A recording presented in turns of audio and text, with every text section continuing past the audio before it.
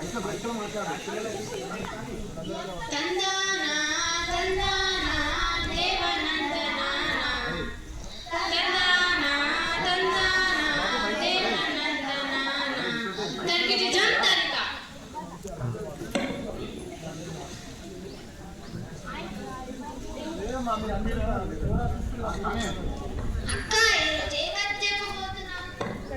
కాదురా, నల మహారాజు కథ, పాండవులు కౌరవుల కథ, మరాఠీల కథ, రామ కథ, లవకుశల కథ, సీతమ్మ కష్టాలు.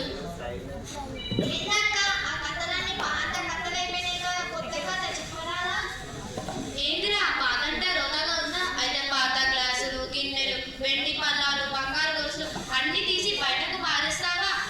ప్రతి వాడికి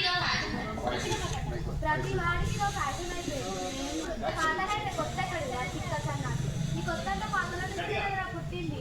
ఇప్పుడు కొత్త నడుస్తున్నారు కానీ ఈ కొత్త పాతల నుంచి కదా పుట్టింది. అరే ఇప్పుడు నేనేమన్నానని కరెంట్ షాక్ తగిన కాకి పాతంటే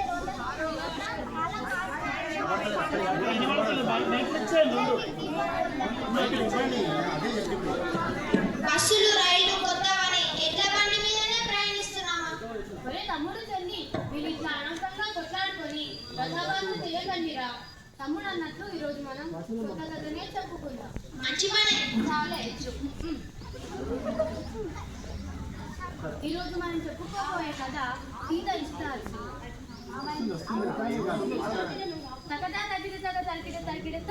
ఇది పేద ఇంటిలో పుట్టి పెరిగిన పైడి బొమ్మ కదరా. చదువు సంఖ్యలో పేరు పొందిన చక్కనమ్మ కదరా. ఓటమి నెరుగక పోరాడే ఒక వీర బాల కదరా. 10 మందికి నీ ప్రేరణిచ్చే వర్తమాన కదరా.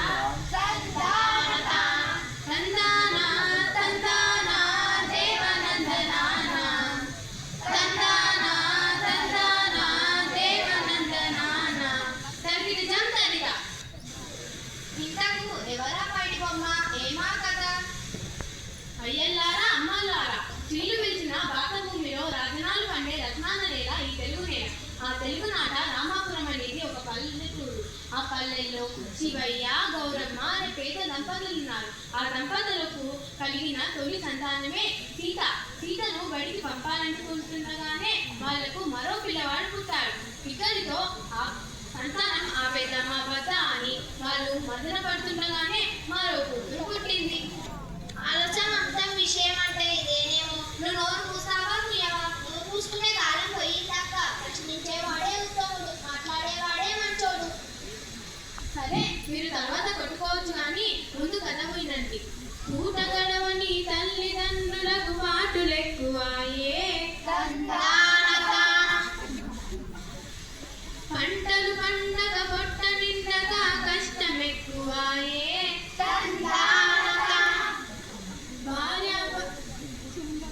కుటుంబ భారం కుంగదీయగా తల్లడిల్లినారు. భార్యాభర్త కూలినాలితో బతుకునిచ్చినారు.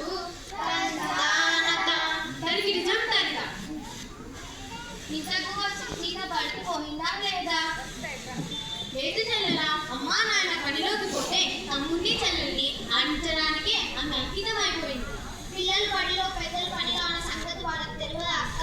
16 ఏళ్లలోపు పిల్లలను పనిలో పెట్టొద్దు అన్న చట్టాన్ని గురించి వాళ్ళెందుకు పట్టించుకోలేదు? చట్టాలు అమలు చేయడం వ్యవస్థది బాధ్యతతో అనుకున్నంత కాలం పరిస్థితిలో మార్పు రాదురా తమ్ముడు.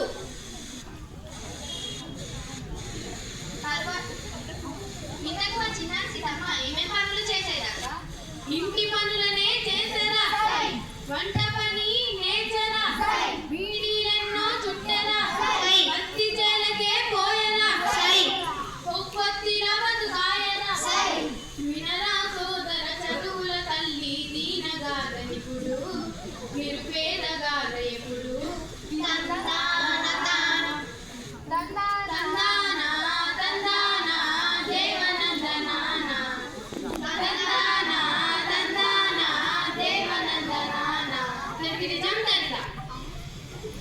తర్వాత ఏం జరిగిందక్క?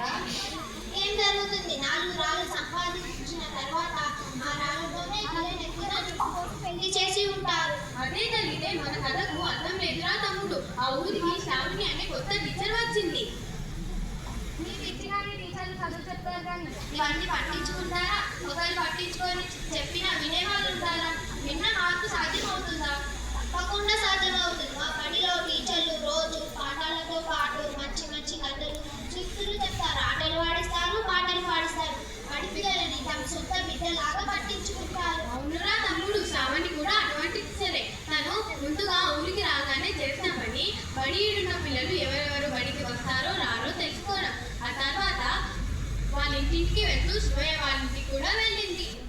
అయితే అది గమనించిన గౌరమ్మ సీతని ఇంట్లో దాచిపెట్టి మా ఇంట్లో అటువంటి వారెవరు లేరని చెప్పిందా?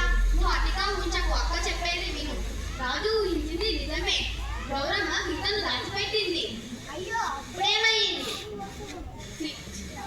శ్రావణి టీచర్ వచ్చిన పని చెప్పకుండా శివయ్య దంపతులకు కొన్ని మంచి మాటలు చెప్పింది. ఏమని? ఓ భారతీయుడా బాలబాలుడా వినవయ్య వీణుల విందుగా, తెలుసుకోవయ్య చరిత్రను ముందుగా. ఎన్నో జన్మల పుణ్య ఫలమిది మానవ జన్మము, అది మానవ జన్మము. అందులోనూ ఆడపిల్లగా పుట్టుట శ్రేష్టము.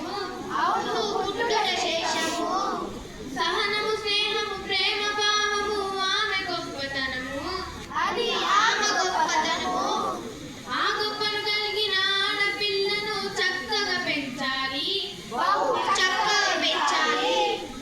అప్పుడే ఇల్లు ఊరు దేశం అభ్యున్నతి పొందు. అవును, అభ్యున్నతి పొందు. అట్టి బాలికలు నడిచిపెట్టుట అన్యాయమగును. అదే అన్యాయమగును. ఓ భారతీయుడా బాలబాలుడా వినవయ్య వీణుల విందుగా, తెలుసుకోవయ్య చరిత్రను ముందుగా. తందానా తందానా దేవనందనానా, తందానా తందానా దేవనందనానా. దానికి నిజం తెలుసా? ఆడవాళ్ళు కూడా గొప్పవాళ్ళు. వాళ్ళని పెట్టడం మహా పాపం. బాగానే ఉంది కానీ అటువంటి నలుగురు గొప్పవాళ్ళ పేరు చెప్పాక సరే వినండి మరి. ఆ శ్రావణి టీచర్ కూడా కొందరు ఆదర్శ మహిళల గురించి ఇలా చెప్పింది. ఎలా?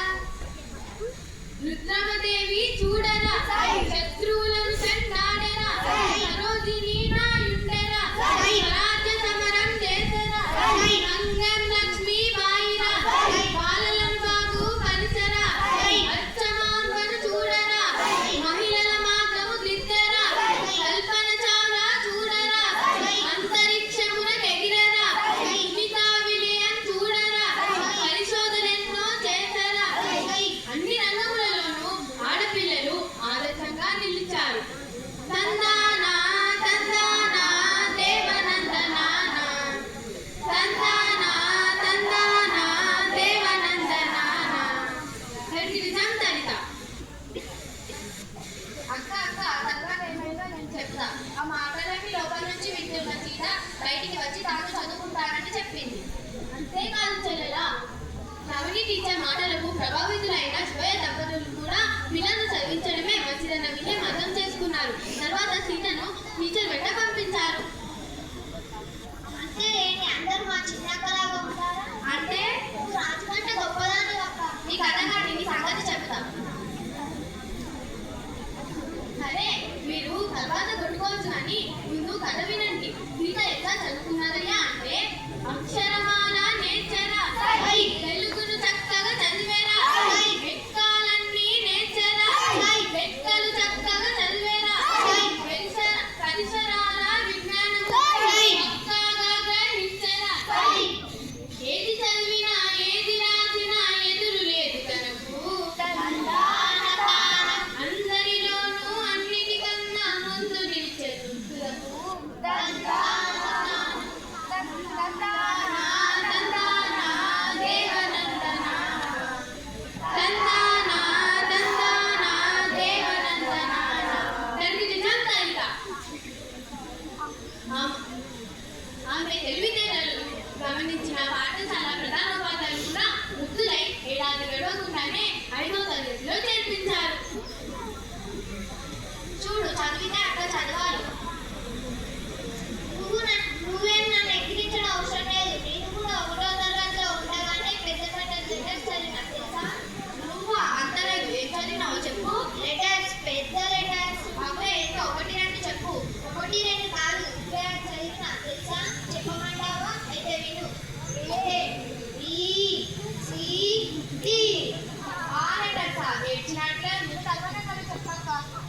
తర్వాత సీతకు ఎదురే లేకుండా పోయింది.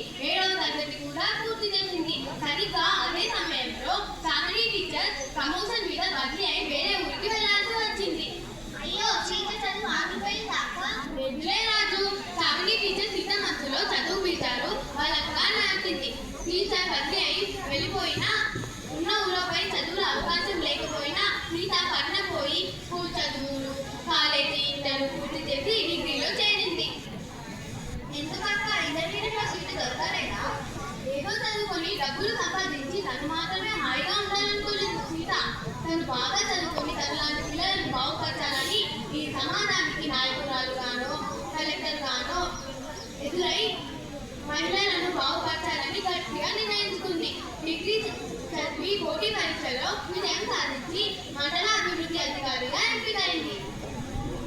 ఓ చాలా బాగుందక్క. తర్వాత ఇంకేముందిరా తమ్ముడు, పిల్లల చదువు కోసం నిరంతరం కృషి చేసింది ఇప్పుడు మన సీతక్క. అవునా అక్క? సీత ఇష్టమన్నావు కదా, అవేమో చెప్పవా? మరి నా ఇష్టము అవ్వ ఆత్మ కథ అయిన తర్వాత తీపడిగా చెప్పు కానీ ముందు సీత ఇష్టాలు విను. సరే సరే, నువ్వు ఉంటావు కదా, వింటావు కదా, ఇప్పుడు నువ్వు ముందు అక్క చెప్పేది విను. ఆడపిల్లలను చిన్న చూపుతో చూడరాదు బాయి, అరే చూడరాదు బాయి. అన్నిటిలోనూ అవకాశాలను కల్పించాలి. చక్కగా కల్పించారోయి.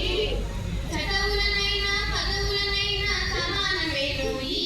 వాళ్ళు సమానమేరోయి. వాళ్ళలోని ప్రతిభను నీవు గౌరవించబోయి. తప్పక గౌరవించబోయి. నిజం లలిత. చాలా మంచి కథ చెప్పావక్క. ఈ కథ వింటే నిజంగా ఎవరిలోనైనా మార్పు వస్తుంది. ఇలా సీతాకలు ఊరికొకరున ఈ దేశం కొంచెంగా బాగుపడుతుంది.